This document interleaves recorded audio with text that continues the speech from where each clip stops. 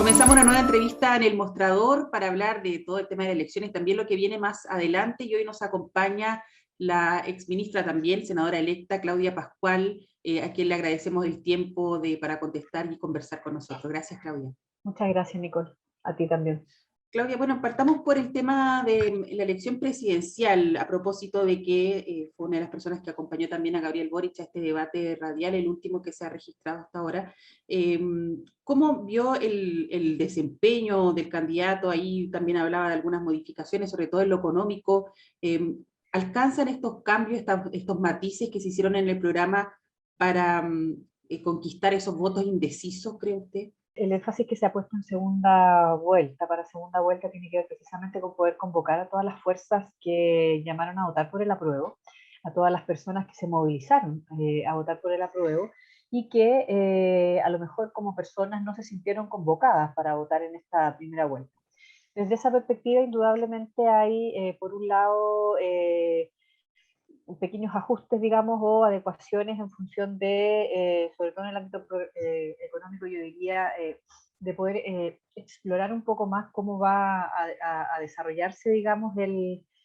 escenario económico, producto que hay señales, digamos, internacionales, etcétera, pero también a propósito de que vamos a, si nosotros ganamos, vamos a recibir un gobierno con un presupuesto con un 22% menos, digamos, ¿no? De sus recursos, lo cual es bastante mezquino por parte del gobierno de Sebastián Piñera, para decirlo, en relación a la herencia del nuevo gobierno. Entonces, desde esa perspectiva hay una adecuación, digamos, ¿no? Que es como bastante eh, no es grave, digamos, tener en cuenta cuántos son los recursos que se va a tener para todo esto. Y en segundo lugar, el énfasis yo creo que ha estado también puesto en poder llegar a los segmentos de población que pudieron no haber sentido o escuchado con la profundidad las propuestas del programa de gobierno de Gabriel Boric. Me refiero a los sectores más rurales, me refiero a sectores populares que si bien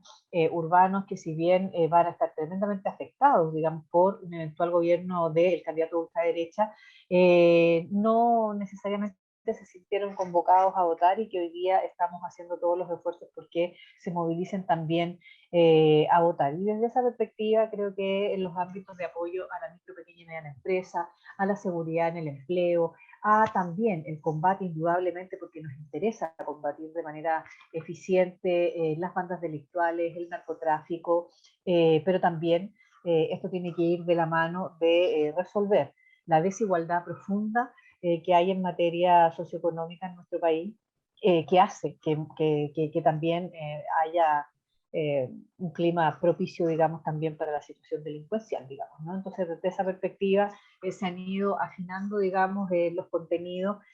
más que, insisto, por grandes cambios, es más bien de poder ir complementando también estas visiones que indudablemente son absolutamente necesarias. La gente sigue queriendo trabajo, sigue queriendo sueldos dignos, sigue queriendo pensiones dignas y un nuevo sistema de seguridad social, quiere salud de calidad, quiere educación de calidad, quiere vivienda digna y también quiere, indudablemente, como todos y todas nosotros, seguridad en materia de no sentirse expuestos, digamos, a situaciones de delincuencia. Claudia, usted, bueno, fue ministra, tuvo una importante votación también en la última elección que la dejó como una senadora electa. ¿Cuál cree usted que debe ser, con la mirada que usted tiene de Estado también, cuál es la mirada que usted cree que debe tener Gabriel Boric en estos últimos días de campaña? ¿Qué es lo que se debería reforzar, por ejemplo, en su opinión? Yo sé que todos pueden tener una opinión diferente quizás, pero a su juicio, ¿dónde debería estar el foco en estos días? Mire, yo creo que las adhesiones que ha ido recibiendo nuestro candidato Gabriel Boric de distintos gremios, de distintas organizaciones sindicales, de distintas organizaciones sociales, de distintas organizaciones territoriales, funcionales, ha sido bien relevante, ¿no? Y desde esa perspectiva, yo tengo una expectativa muy positiva de lo que va a ocurrir este 19 de diciembre. Creo que el seguir abordando segmentos de población que están hoy día y que siempre se sienten más alejados de la toma de decisiones, como es el mundo de regiones, el mundo las provincias más alejadas del mundo rural, de la diversidad de la ruralidad también que existe en nuestro país, el mundo, digamos, indudablemente de capas medias, de sectores eh, más vulnerables también a propósito de niveles socioeconómicos, etcétera. Son temáticas que tenemos, o segmentos de población, digamos, que tenemos que seguir reforzando, sin descuidar nuestro respeto a los derechos de las mujeres y las disidencias sexuales y de género, sin descuidar nuestra promoción, digamos, de los derechos sociales, nuestra promoción de un sistema de desarrollo económico que permita ser más equitativo y una distribución del ingreso y que haya una sostenibilidad y sustentabilidad en el tiempo, digamos, en la relación con el medio ambiente,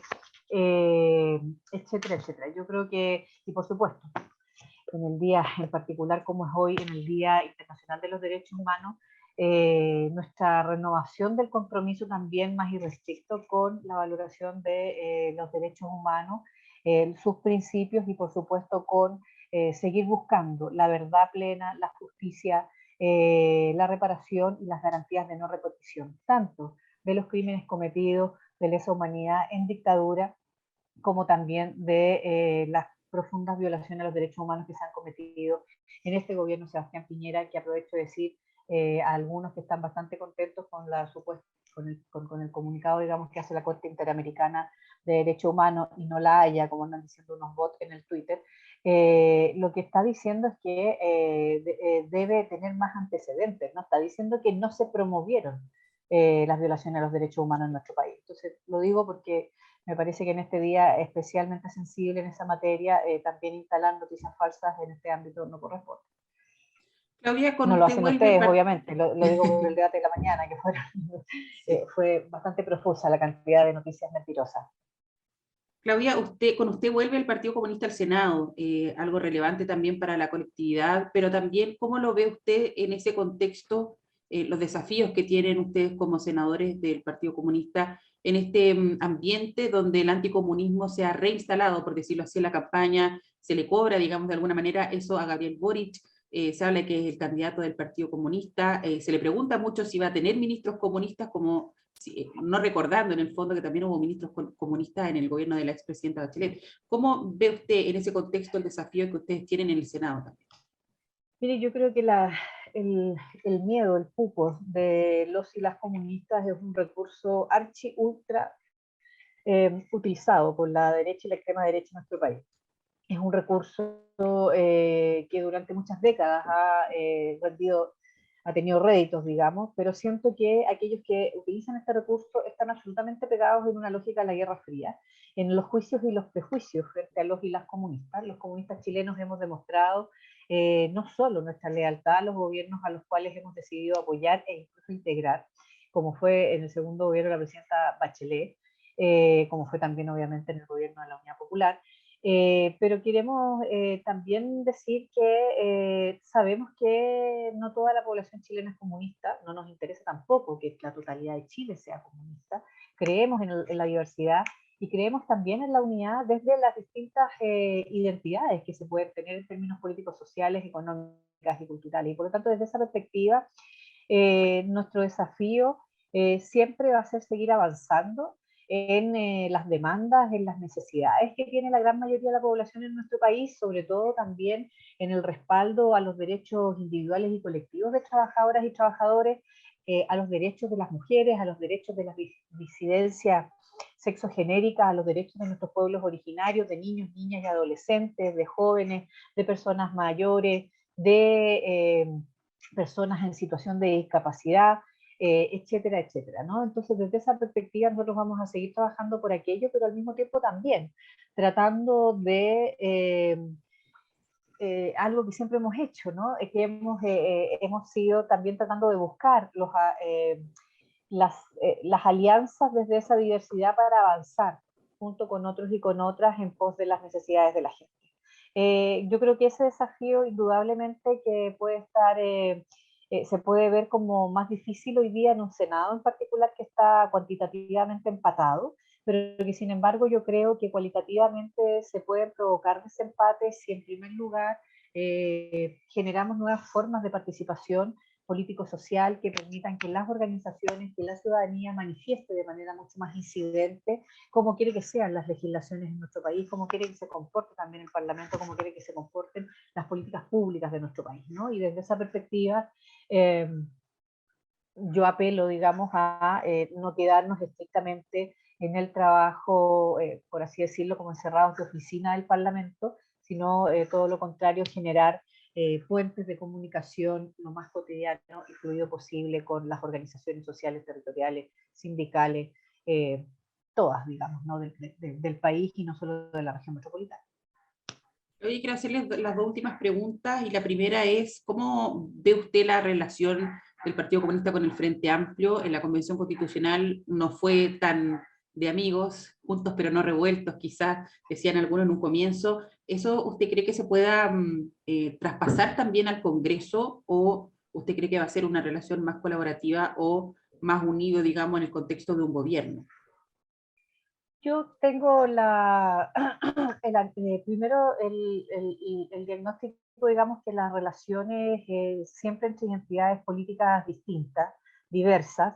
no son, no son la suma de las partes, ¿no? Y no se decretan, ¿no? Fluidas porque yo lo digo, porque yo firmé una declaración y punto, porque decidí que hoy día en adelante estaba en alianza con tal o con cual, sino que son espacios que se construyen en lo cotidiano, y a partir de eso creo que el esfuerzo que tenemos que hacer todos y todas y todes, estemos en el Frente Amplio, estemos en el Partido Comunista, estemos en otras fuerzas políticas que no son de Apruebo Dignidad, por construir alianzas desde la diversidad, por construir acuerdos desde la diversidad de identidades en pos de los desafíos políticos, sociales, económicos y culturales que tiene el país, es un imperativo ético y democrático que debemos cumplir. Desde esa perspectiva, si ha habido más o menos mejor relación o más fluida o menos fluida relación en la convención, yo espero que en el Parlamento sea más fluida. Creo que siempre pueden haber diferencias, creo que es legítimo que las haya inclusive. Sin embargo, creo que lo que nos falta a lo mejor es generar mejores mecanismos eh, de procesamiento de las diferencias, ¿no? Establecer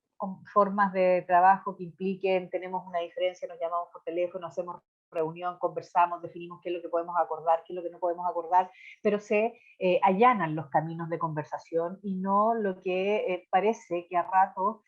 ocurre y que es lo que más nos dificulta, creo yo, la relación política a las distintas identidades, no solo a Pro Dignidad, sino que creo que en general en la política hoy día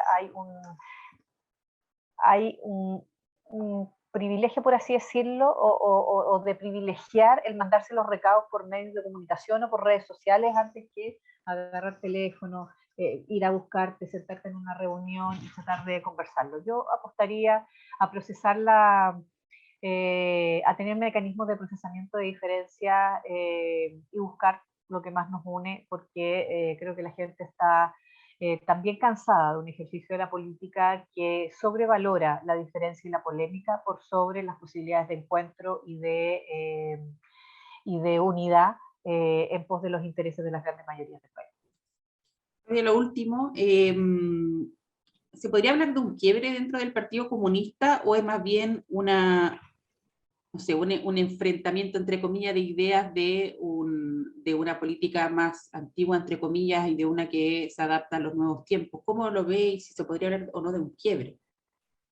¿A qué, en qué A cosas propósito, estás por ejemplo, definiendo tú que hay un quiebre? a Como propósito, por para, ejemplo, de las diferencias que hubo en una declaración que se sacó por tema Nicaragua, donde también ahí hablaban algunos de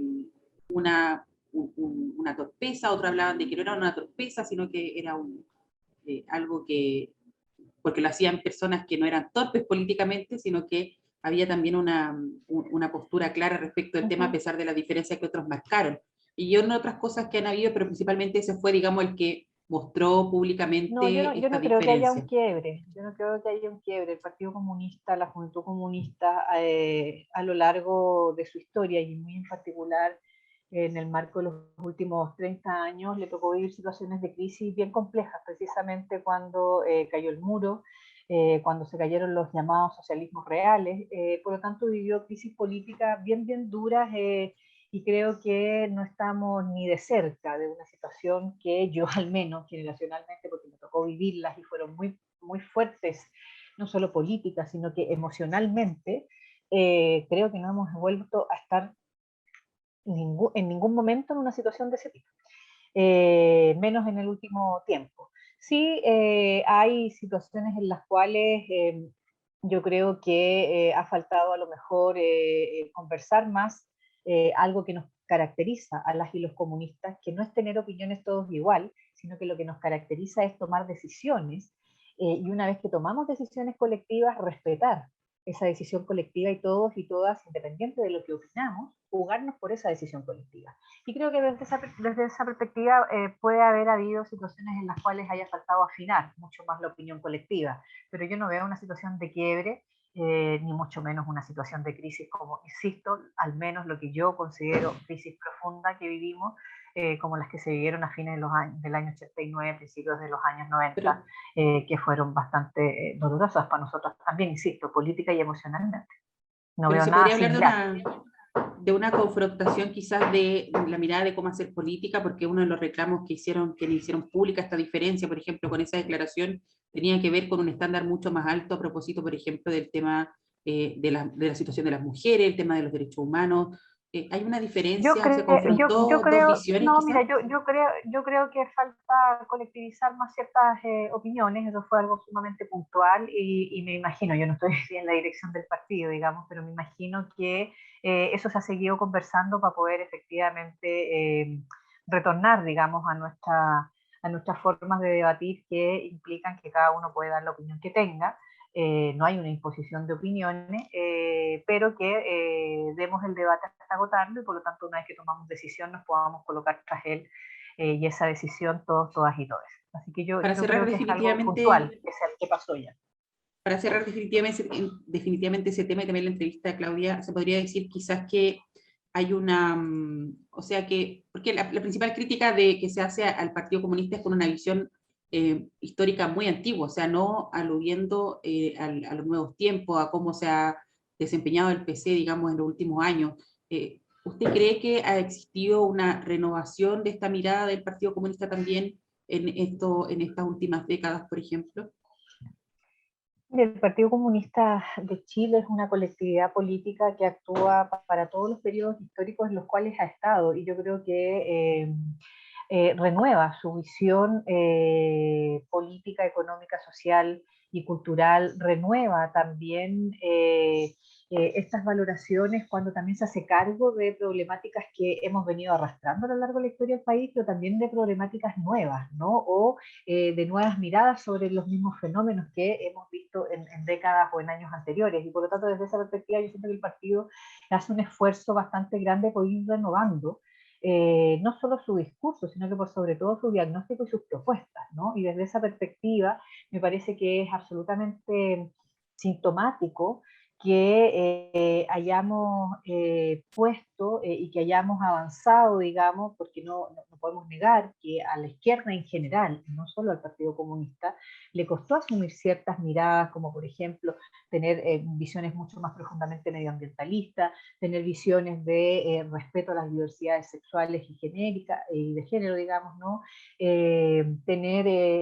Asumir como una prioridad y como un trabajo que va absolutamente de la mano, que es la lucha por un sistema distinto al capitalismo y al neoliberalismo en particular que vive nuestro país, de conjunto con la lucha en contra del sistema patriarcal que, en definitiva, para quienes queremos una sociedad más justa, no es menos cierto también que no podemos generar una sociedad más justa si es que se nos olvida a lo menos la mitad de la población como somos las mujeres, ¿no? Entonces, desde esa perspectiva creo que ha habido espacios de renovación, de adecuación, de modernización. Si eso va en todos los ámbitos, en todas las estructuras o en todos los militantes y las militantes a la par, a la misma velocidad, me imagino que como todas las colectividades, todas las instituciones y todos los organismos, tiene, tiene distintos ritmos, digamos, ¿no? O puede haber siempre una excepción, por decirlo también de otra manera. pero yo creo que hemos estado renovándonos desde esa perspectiva, no por un afán de eliminar nuestras identidades y nuestras convicciones profundas de justicia social, de interpretar y de trabajar de la mano con los intereses de los trabajadores y las trabajadoras, sino que de sumar nuevas miradas frente a fenómenos de desigualdad profunda que tiene nuestra sociedad, que se expresan además no siempre de la misma manera que se expresaban hace 50 años atrás, hace 80 años atrás o hasta hace solo 20 años atrás, ¿no? Entonces yo creo que desde esa perspectiva hemos ido haciendo un esfuerzo. Es indudable que siempre nos puede faltar. Todo el mundo lo sabe, creo que todavía estamos en deuda, o no en deuda, sino que a lo mejor no en los mismos ritmos que nos gustaría a todos y a todas frente a algunas temáticas, pero se puede seguir avanzando desde esa perspectiva. Yo no creo que las ideas nuestras sean ideas anquilosadas, ideas añejas, ideas que se puedan sacar y decir, esto ya nada de esto corre. Yo creo que hay bastantes temas que nosotros seguimos aportando desde la tradición histórica, pero también renovando las miradas que tenemos hoy día, digamos, ¿no? De comprensión, insisto, de diagnóstico como también de propuesta. Claudia, muchísimas gracias por esta conversación. Bueno, esperamos poder conversar de nuevo con usted cuando ya asuma en el Senado y poder también hablar de los desafíos que se vienen ahí. Muchas gracias a ti.